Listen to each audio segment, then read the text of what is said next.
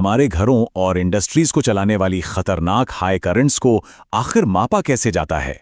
आज हम बात करेंगे करंट ट्रांसफार्मर यानी सीटी को इंस्टॉल करने के ज़रूरी स्टेप्स और सबसे ज़रूरी सुरक्षा नियमों के बारे में। ये वो डिवाइस है जो इन हाई करंट्स को हमारे लिए संभालने लायक बनाता है। तो एक सीटी असल में है क्या? इसे किसी भी इलेक्ट्रिकल सिस्टम की आंख समझिए। ये इलेक्ट्रोमैग्नेटिक इंडक्शन के सिद्धांत पर काम करता है, वही प्रिंसिपल जो ट्रांसफार्मर और मोटर्स को चलाता है, ताकि हमें एक सटीक कम करंट की रीडिंग मिल सके जिसे हम आराम से और सुरक्षित रूप से माप सके। अब एकदम सटीक रीडिंग के लिए जो सबसे ज़रूरी कॉन्सेप्ट है वो है पोलैरिटी।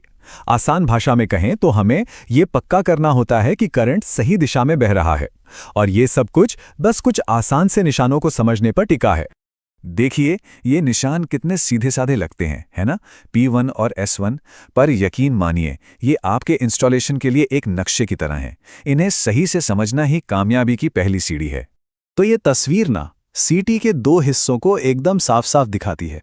एक है प्राइमरी वाइंडिंग जहां से मेन हाई करंट गुजरता है, और दूसरी है सेकेंडरी वाइंडिंग जो हमें एक सुरक्षित कम करंट वाला सिग्नल देती है जिसे हम मापते हैं। तो बस ये दो स्टेप का नियम है। पहला, P1 हमेशा पावर सोर्स की तरफ होना चाहिए, और दूसरा, करंट को P1 से होते हुए P2 की तरफ बहना चाहिए। बस इतना कर लीजिए और मीटर की रीडिंग एकदम सही आएगी, कभी उल्टी नहीं। ठीक है, तो सही तरीका तो समझ आ गया, पर अब बात करते हैं उस एक सबसे बड़ी गलती की, वो गलती जिससे हमें हर हाल में हर कीमत पर बचना है। ये सिर्फ सटीकता की बात नहीं है, ये सुरक्षा का बहुत बड़ा सवाल है। तो सोचिए वो क्या चीज़ है जो सीटी के साथ कभी भी नहीं करनी चाहिए। अगर एक सीटी का प्राइमरी सर्किट चालू है और उसकी सेकेंडरी वाइंडिंग को खुला छोड़ दिया गया है, तो ये 10,000 वोल्ट से भी ज्यादा का खतरनाक वोल्टेज बना सकता है। जी हां, ये जानलेवा हो सकता है। इसे सीटी इंस्टॉलेशन का सबसे बड़ा गुनाह कह सकते हैं। सीधी सी बात है, सेकेंडरी सर्किट हमेशा बंद रहना चाहिए, या तो वो मीटर से जुड़ा हो या फिर उसे एक शॉर्टिंग लिंक से शॉर्ट किया गया हो। बस उसे खुला कभी नहीं छोड़ना। तो सुरक्षा को सबसे पहले रखते हुए चलिए अब देखते हैं कि असल में इसे इंस्टॉल कैसे करना है, स्टेप बाय स्टेप। देखिए, काम शुरू करने से पहले कुछ बातें गांठ बांध लेनी है। सबसे पहले पूरे सर्किट की पावर बंद कर दीजिए। दूसरा, पक्का कर लीजिए कि सीटी के अंदर से सिर्फ एक ही तार गुजर रहा हो। अगर इंस्टॉलेशन में देर लगनी है तो सेकेंडरी टर्मिनलों पर शॉर्टिंग लिंक लगा दें। और हां, सीटी को तार पर कभी भी जबरदस्ती फिट करने की कोशिश ना करें। पहला कदम सीटी को मजबूती से माउंट करना, मतलब इसे एकदम टिका कर लगाना है। इसे बस बार पर लगा सकते हैं, या जैसा यहां दिख रहा है एक DIN रेल पर। इससे क्या होगा, कोई कंपन नहीं होगा और सीटी अपनी जगह से बिल्कुल नहीं हिलेगा। अगला कदम है कनेक्शन। याद रखिए, ढीले कनेक्शन से ही सबसे ज्यादा गड़बड़ होती है, तो ये पक्का कर लें कि सारे टर्मिनल कनेक्शन एकदम टाइट हों, और बेहतर यही है कि फोक या रिंग टाइप क्रिम टर्मिनल का इस्तेमाल करें।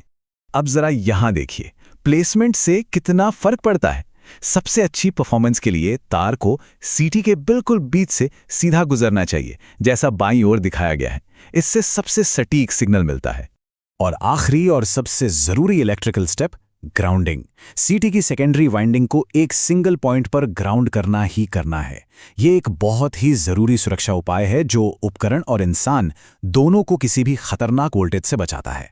मान लीजिए सब कुछ हो गया तो रीडिंग गड़बड़ा रही है, तो क्या करें? घबराने की जरूरत नहीं। चलिए देखते हैं कि आम गलतियों को कैसे फटाफट ठीक किया जाए।